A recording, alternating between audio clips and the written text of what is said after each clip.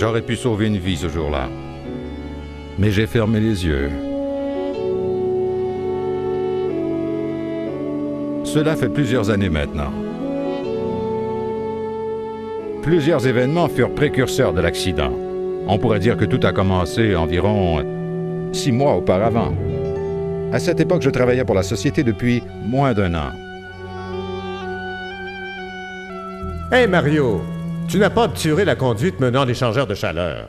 Pourtant, nous avons discuté de cette procédure à la réunion sur l'entretien.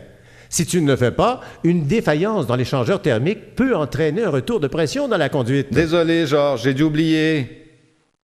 Écoute, cette procédure prendra 2 fois plus de temps et je n'ai jamais entendu parler d'une défaillance dans l'échangeur thermique. Mario, tu n'es ici que depuis 1 an. Il y a des choses que tu ignores. D'accord. Si tu veux le savoir, il y a vraiment eu une défaillance d'un échangeur thermique à l'usine Wenzhong. Si cela se produisait ici, tu recevrais de la vapeur haute pression en plein visage. Écoute, il existe des raisons pour chacune de nos procédures et tu dois t'y plier. Et si tu vois des collègues en train de changer cette soupape sans obturer la conduite qui mène à l'échangeur thermique, indique-leur la procédure. Ils devraient être au courant, ils étaient à la réunion. Bien sûr qu'ils savent. Bien sûr. Tout comme tu le savais. C'est difficile de changer nos vieilles habitudes, Mario. Plusieurs mois se sont écoulés et je commençais à sentir que je faisais partie de la bande. Même s'ils n'écoutaient pas vraiment ce que j'avais à dire. C'est alors que j'ai eu cette prise de bec avec François, environ 2 semaines avant l'accident.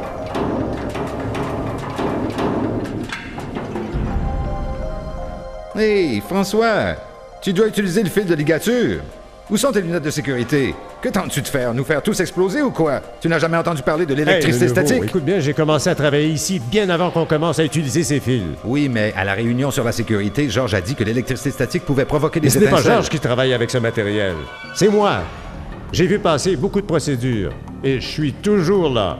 Alors, si ça te dérange pas, je vais faire les choses à ma façon. Oui, mais je crois peut-être que Écoute Georges... le nouveau. Tu as encore beaucoup à apprendre. Mêle-toi de tes affaires. Et ôte-toi de mon chemin.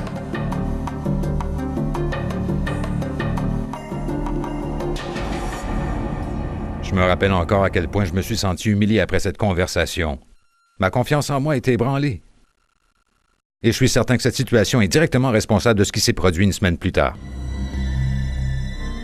Je passais par là et j'ai vu François qui commençait à faire l'entretien d'une soupape d'arrivée de la vapeur. Cet entretien doit être fait tous les 6 mois. Évidemment, j'ai regardé pour m'assurer qu'il avait bien obturé la conduite qui mène à l'échangeur thermique. Il ne l'avait pas fait. Je pâtissais toujours de ma dernière rencontre avec François. Je ne voulais pas en rajouter. Je ne voulais pas qu'il soit à nouveau en colère. Contre moi. J'aurais pu sauver une vie ce jour-là. Mais j'ai fermé les yeux. Ce n'était pas par insouciance. J'avais le temps et j'étais là. Mais je ne voulais pas avoir l'air ridicule, ni devoir discuter d'une règle de sécurité. Je savais qu'il connaissait son travail. Il se serait offusqué que je le prenne en défaut. Le danger ne semblait pas si grand. J'avais déjà fait la même chose et il le savait. J'ai hoché la tête et j'ai passé mon chemin. Il était conscient des risques aussi bien que moi. J'ai justifié mon silence en me disant « J'ai déjà fait la même chose. De quel droit lui faire une remontrance? » Je veux dire, il connaissait la procédure. J'ai fait quelques pas, mais il y avait quelque chose qui clochait. Je me suis arrêté et j'ai rebroussé chemin. Je crois que j'aurais dû dire quelque chose, mais j'essayais seulement de me convaincre que tout était normal. Je me trompais. Il a pris un risque. Et j'ai fermé les yeux. Et c'est ainsi que je l'ai laissé mourir.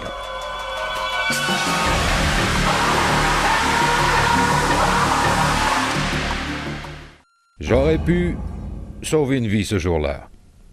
Mais j'ai fermé les yeux. Maintenant, chaque fois que je vois sa femme, je me rappelle que j'aurais pu lui sauver la vie. Je dois vivre avec cette culpabilité. Mais vous n'avez pas à m'imiter.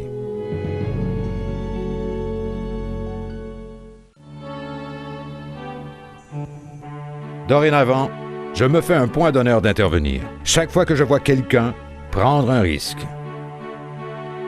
Ce n'est pas pour critiquer les gens, même si certaines personnes le perçoivent ainsi, c'est parce que je ne tiens pas à ce qu'ils se blessent. Parmi les nouveaux employés, certains se fâchent occasionnellement. Ça ne me dérange pas. Les travailleurs d'expérience, ceux qui connaissaient François, ils comprennent pourquoi je le fais. D'ailleurs, ils ont commencé à intervenir aussi, ce qui influence les autres travailleurs. L'autre jour, quelqu'un m'a rappelé de mettre mon écran facial. Il ne me connaissait pas et n'avait pas connu François.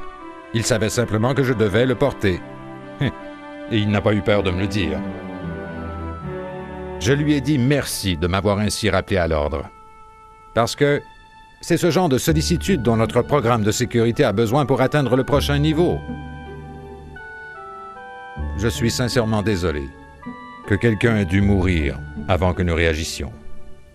Si vous voyez quelqu'un prendre un risque, mettre sa santé ou sa vie en danger, posez-lui une question, parlez-lui, et il vivra peut-être un jour de plus.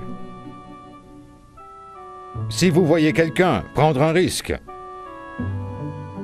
faites en sorte de n'avoir jamais à vous dire « J'aurais pu sauver une vie ce jour-là, mais j'ai fermé les yeux. »